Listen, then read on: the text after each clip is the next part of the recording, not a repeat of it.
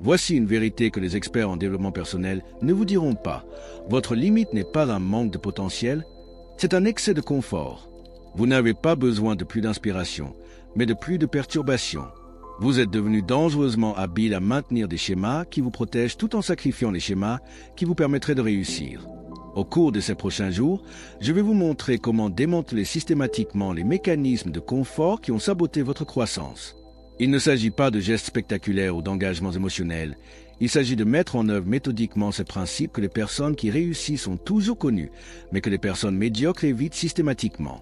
Attention, ce processus vous mettra mal à l'aise avant de vous faire réussir.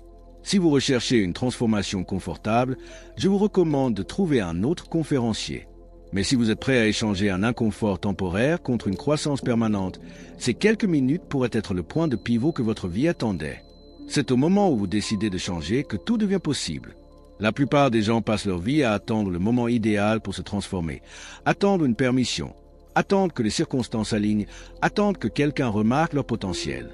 Ils attendent une interruption divine qui ne viendra peut-être jamais parce qu'ils n'ont pas compris une vérité fondamentale.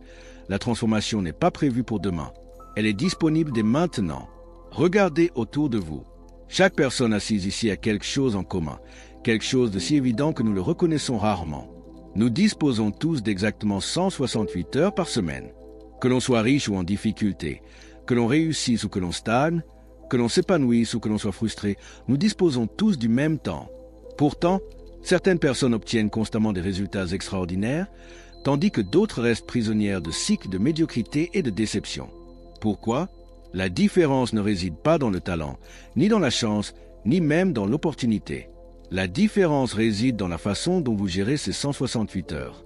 Au cours des prochaines minutes, je veux remettre en question tout ce que vous croyez au sujet de la transformation. Je veux perturber les mensonges confortables que vous vous êtes racontés parce que la véritable croissance ne se produit jamais dans des endroits confortables. La véritable transformation passe par la confrontation avec la vérité. Voici la vérité qui a tout changé pour moi. De petites actions réalisées de manière cohérente créent une transformation permanente. Il ne s'agit pas de grandes déclarations, ni de promesses émotionnelles, ni d'intenses poussées d'activités suivies de semaines sans rien faire. De petites actions délibérées réalisées quotidiennement révolutionneront votre vie plus profondément que n'importe quel séminaire, n'importe quel livre, n'importe quel cours que vous pourrez jamais suivre. 7 jours, c'est tout ce que je vous demande de faire. 7 jours à agir en accord avec les principes que les personnes épanouies et couronnées de succès ont prouvés à travers les siècles. 7 jours pour installer de nouveaux schémas qui commenceront à remodeler ce que vous deviendrez. Pourquoi 7 jours ? Parce que 7 jours, c'est assez long pour amorcer un véritable changement, mais assez court pour s'y engager pleinement sans se laisser submerger. 7 jours créent une dynamique suffisante pour obtenir de vrais résultats, mais ne déclenchent pas le mécanisme d'auto-sabotage qui s'active lorsque nous nous promettons des délais irréalistes. Ce qui m'intéresse, ce n'est pas une motivation temporaire, c'est votre transformation. Et la transformation commence par la vérité. Voici une vérité que la plupart des voix motivantes ne vous diront pas. Votre vie actuelle est le résultat cumulé de vos habitudes et de vos choix quotidiens, pas de vos intentions, ni de votre potentiel, ni de vos circonstances. Vos comportements réels, répétés jour après jour, ont créé votre réalité actuelle avec une précision mathématique. Si votre vie vous déçoit, c'est parce que vos choix quotidiens ont été programmés pour produire exactement ce résultat. Vos habitudes ne sont pas alignées sur vos désirs. Vos comportements routiniers créent des résultats que vous ne voulez pas. La bonne nouvelle, vous pouvez reprogrammer ces habitudes en seulement 7 jours. Vous ne transformerez pas complètement votre vie. Cela prendra plus de temps, mais vous pouvez initier la séquence qui rendra inévitable un changement permanent. Permettez-moi de vous faire part d'une chose puissante. Votre esprit ne peut pas faire la différence entre ce que vous êtes réellement et ce à quoi vous ressemblez constamment. Agissez comme une personne disciplinée pendant 7 jours, et votre esprit commencera à reconstruire votre identité en tant que personne disciplinée. Agissez comme une personne confiante pendant 7 jours, et votre cerveau commencera à reconstruire votre image de soi en conséquence. Il ne s'agit pas de pensée positive, ni d'affirmation, mais d'une reprogrammation neurologique par le biais d'une action cohérente. Lorsque vous alignez vos comportements sur la personne que vous souhaitez devenir, votre cerveau commence littéralement à se recabler pour soutenir cette nouvelle identité. 7 jours de comportement délibéré et conscient déclenchent une réaction en chaîne qui peut modifier fondamentalement la trajectoire de votre vie. Mais avant de révéler les actions spécifiques qui catalyseront cette transformation, nous devons affronter les ennemis du changement, les forces cachées qui vous ont enfermé dans des schémas de médiocrité et d'insatisfaction. Le premier ennemi est le confort déguisé en contentement. Beaucoup d'entre nous ont confondu le confort avec l'épanouissement. Nous nous contentons d'une vie qui ne nous fait pas assez mal pour nous obliger à changer, mais qui ne nous comble pas assez pour nous apporter de la joie. Nous existons dans cette dangereuse zone intermédiaire. Nous ne souffrons pas assez pour exiger une transformation, mais nous ne nous épanouissons pas assez pour connaître un véritable but. Vous contentez-vous du confort alors que votre âme réclame un but? Choisissez-vous la familiarité alors que votre potentiel réclame des défis? Le premier acte de la transformation est l'honnêteté quant à votre situation actuelle. Le deuxième ennemi est plus subtil, le fossé entre le savoir et l'action. La connaissance sans application n'est qu'un potentiel. L'information sans mise en œuvre n'a aucune valeur. Cette salle est remplie de personnes qui savent exactement ce qu'elles devraient faire, mais qui ne le font pas systématiquement. Vous n'avez pas besoin de plus d'informations.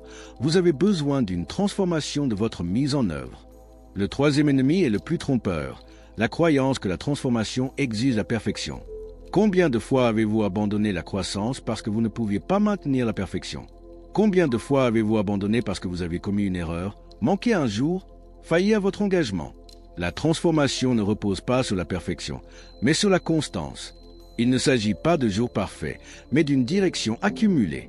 Il ne s'agit pas d'une exécution sans faille, mais d'une correction persistante. Parlons maintenant du défi de 7 jours qui commencera à réorienter votre vie vers sa plus haute expression. Il ne s'agit pas de techniques compliquées, ni de formules secrètes. Il s'agit de pratiques simples et éprouvées qui, lorsqu'elles sont mises en œuvre de manière cohérente, entraînent un changement profond. Pendant 7 jours, seulement 7 jours, je veux que vous agissiez comme si ce principe était déjà ancré dans votre caractère. N'attendez pas de vous sentir prêt, n'attendez pas d'y croire. Agissez comme si ce principe était déjà des composantes essentielles de votre personnalité. Pendant 7 jours, levez-vous tôt avec l'intention de le faire, et non par accident ou par nécessité. Le moment qui sépare le sommeil du lever donne le ton à toute la journée. La plupart des gens commencent la journée en mode réaction. Ils réagissent aux alarmes, se dépêchent d'accomplir leurs tâches quotidiennes, vérifient immédiatement leurs messages et leurs courriels, ce qui les place dans un état d'esprit réactif plutôt que directif. Les 7 jours, levez-vous 1 heure plus tôt que nécessaire. Ce temps n'est pas consacré au travail ou à la productivité, mais à l'établissement de vos bases mentales et spirituelles. Il ne s'agit pas d'en faire plus, mais de se recentrer avant de faire quoi que ce soit. Pendant 7 heures, pratiquez 3 activités, le silence, la lecture et la planification. Commencez par au moins 15 minutes de silence complet. Pas de téléphone, pas de télévision, pas de radio, pas de conversation. Un silence qui permet à votre esprit de se calibrer avant que le bruit de la journée ne l'envahisse. Ensuite, passez 15 minutes à lire quelque chose qui nourrit votre esprit et votre âme. Pas de nouvelles, pas de médias sociaux, mais de la sagesse qui a résisté à l'épreuve du temps. Quelque chose qui vous relie à un objectif plus grand que les préoccupations quotidiennes. Enfin, passez 15 minutes à planifier votre journée. Pas seulement des tâches, mais aussi à décider consciemment qui vous serez aujourd'hui. Quelle vertu allez-vous incarner? Comment réagirez-vous aux défis? Quel impact voulez-vous avoir sur les autres? Les 15 minutes restantes sont consacrées à la préparation physique. Mais remarquez à quel point votre douche, votre petit déjeuner, votre préparation seront différents s'ils suivent le centrage spirituel et mental au lieu de le précéder. J'ai vu ce principe transformer des vies de manière plus spectaculaire que n'importe quelle autre. Se lever avec un but plus tôt qu'en réaction modifie fondamentalement la façon dont vous vivez votre journée. Pendant 7 jours, engagez-vous à vous lever avec détermination. Ne vous préoccupez pas de ce qui se passera le 8e jour. Offrez-vous simplement le cadeau de 7 jours consécutifs où vous commencerez avec une intention plutôt qu'avec une réaction. Pendant 7 jours, prenez méticuleusement conscience des mots qui sortent de votre bouche. La plupart des gens n'ont aucune idée de la façon dont leur langage habituel programme leur subconscient et façonne leur réalité. Pendant 7 jours, éliminez toute plainte de votre discours et non pas réduisez 0 plainte. Il ne s'agit pas de nier l'existence des problèmes, mais de refuser d'utiliser votre précieuse énergie pour amplifier ce que vous ne voulez pas. Lorsque vous vous plaignez, vous utilisez littéralement votre pouvoir créatif pour renforcer les conditions mêmes que vous prétendez détester. Ce sera plus difficile que vous ne l'imaginez. L'individu moyen se plaint 15 à 30 fois par jour, souvent sans s'en rendre compte. La météo, la circulation, la politique, les collègues de travail, les membres de la famille, l'inconfort physique, les files d'attente. Notre culture a normalisé le fait de se plaindre constamment comme une forme de lien social. Pendant 7 jours, remplacez chaque plainte par le silence ou par une alternative constructive. Au lieu de dire « les embouteillages sont terribles », essayez de dire « cela me donne du temps supplémentaire pour écouter quelque chose d'intéressant ». Au lieu de « mon patron est si exigeant », essayez « on me met au défi d'évoluer d'une nouvelle manière ». En outre, éliminez tout langage dévalorisant. Finis-le « je ne suis pas bon en maths, je n'ai jamais été organisé » ou « je procrastine toujours ». Ce ne sont pas des descriptions, ce sont des prescriptions. Ce sont des instructions données à votre subconscient pour qu'il maintienne ses limitations. Pendant 7 jours, ne prononcez que des mots qui correspondent à votre vision la plus élevée pour vous-même et pour les autres. Il ne s'agit pas de pensée positive, mais de pensée juste. Vous éliminez les distorsions qui ont saboté votre potentiel. N'oubliez pas que vos mots ne font pas que décrire votre réalité, ils la créent. Pendant 7 jours, parlez comme si vous étiez déjà la personne que vous êtes capable de devenir. Pendant 7 jours, prenez le contrôle absolu de votre environnement.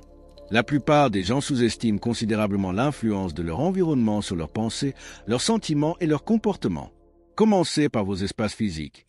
Pendant 7 jours, maintenez un ordre immaculé dans vos espaces de vie et de travail. Faites votre lit dès le lever. Nettoyez toutes les surfaces avant de quitter une pièce. Lavez la vaisselle immédiatement après l'avoir utilisée. Classez les papiers au lieu de les empiler. Il ne s'agit pas de perfectionnisme, mais de maîtrise. Lorsque votre environnement extérieur est ordonné, votre environnement intérieur suit naturellement. Le chaos dans votre espace physique crée un chaos correspondant dans votre espace mental. Ensuite, prenez le contrôle de votre environnement informationnel. Pendant 7 jours, éliminez toute consommation de médias non essentiels. Pas de défilement inutile, pas de télévision en arrière-plan, pas de radio automatique dans la voiture. Remplacez ces intrants passifs par des intrants intentionnels qui servent aux objectifs les plus élevés. Enfin, prenez le contrôle de votre environnement social. Pendant 7 jours, réfléchissez à chaque conversation, à chaque interaction, à chaque relation que vous entretenez. Réduisez au minimum l'exposition à des perspectives négatives, cyniques ou limitatives. Maximisez les liens avec les personnes qui vous inspirent. Cela ne signifie pas qu'il faille abandonner les relations importantes, mais qu'il faut être proactif plutôt que réactif. Orienter les conversations vers des sujets significatifs. Répondre à la négativité par des alternatives positives. Fixer des limites appropriées lorsque cela s'avère nécessaire. Pendant 7 jours, considérez votre environnement comme un espace sacré qui élève ou diminue votre potentiel. Rien de neutre n'entre dans votre conscience. Tout soutient votre expression la plus élevée ou n'est pas le bienvenu dans votre espace. Avez-vous déjà remarqué à quel point vous pensez et vous vous sentez différemment dans un environnement beau et ordonné que dans un environnement encombré et chaotique? Avez-vous remarqué à quel point votre énergie change lorsque vous passez d'une conversation négative à une conversation inspirante? Ce ne sont pas des coïncidences. Votre environnement n'est pas seulement une toile de fond de votre vie. Il façonne activement ce que vous devenez. Ce que la plupart des gens ne réalisent pas, c'est que l'environnement n'est pas quelque chose qui vous arrive, c'est quelque chose que vous créez. Même dans des circonstances que vous n'avez pas choisies, vous avez le pouvoir d'ordonner votre environnement immédiat, de sélectionner les informations que vous recevez et de diriger vos interactions sociales. Pendant 7 jours, exercez délibérément ce pouvoir. Devenez l'architecte de votre environnement plutôt que sa victime. Ce simple changement aura des répercussions sur toutes les dimensions de votre expérience. Pendant 7 jours, traitez votre corps comme un vaisseau sacré. La plupart des gens vivent déconnectés de leur être physique, considérant leur corps comme un système de survie gênant pour leur cerveau ou comme un ennemi à combattre. Pendant 7 jours, hydratez-vous abondamment. Commencez chaque journée par un grand verre d'eau avant que quoi que ce soit d'autre n'entre dans votre système. Continuez à vous hydrater tout au long de la journée, en sachant que vos fonctions cognitives, votre régulation émotionnelle et votre énergie physique sont toutes directement liées à votre niveau d'hydratation. Pendant 7 jours, nourrissez votre corps avec intention. Il ne s'agit pas d'une alimentation parfaite ou d'un régime rigide, mais d'une consommation consciente. Avant chaque repas, faites une pause pour reconnaître l'incroyable miracle que représente la nourriture pour votre corps. Choisissez délibérément ce que vous permettez à votre corps de devenir. Pendant 7 jours, bougez votre corps avec détermination. Cela n'exige pas des séances d'entraînement intenses ou des performances athlétiques. Il s'agit d'honorer le fait que votre corps est conçu pour le mouvement. Marchez quand vous pourriez conduire. Prenez les escaliers quand vous pourriez utiliser les ascenseurs. Restez debout lorsque vous pouvez vous asseoir. Étirez-vous lorsque vous ressentez des raideurs. Engagez-vous à faire au moins 30 minutes de mouvement intentionnel par jour, marcher, danser, nager, faire du yoga, de la musculation, tout ce qui résonne avec votre corps unique. La forme importe moins que la révérence qui la sous-tend. Pendant 7 jours, donnez la priorité à un sommeil réparateur. Préparez votre sommeil avec autant de soin que vous le feriez pour un rendez-vous important. Créez l'obscurité, le silence et la fraîcheur dans votre environnement de sommeil. Déconnectez-vous des écrans au moins 1 heure avant de vous coucher. Développez une routine de pré-sommeil cohérente qui signale à votre corps que le repos arrive. La plupart des transformations échouent parce que les gens négligent les fondements physiques des changements spirituels et mentaux. Lorsque votre corps est épuisé, votre volonté s'affaiblit.